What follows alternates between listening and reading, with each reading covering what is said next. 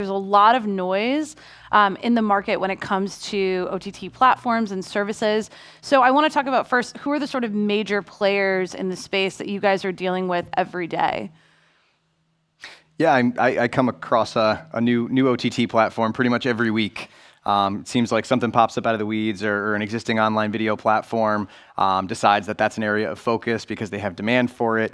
So as far as noise in the market goes, there's a tremendous amount of it, and everyone's really saying a lot of the same thing, which is, we have a quick-to-market solution that's super flexible and affordable, and all three of those things are really relative depending on who you're talking to.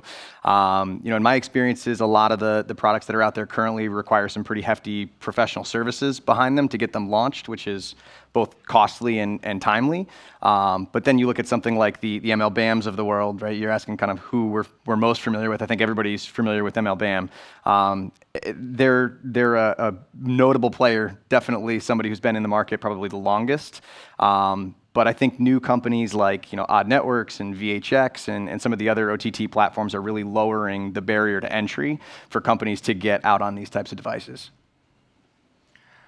I think I'm going to stay away from naming any particular platforms, just so that I don't offend anybody by accidental omission. But I think MLBAM definitely is one that we hear about very much so in the sports marketplace.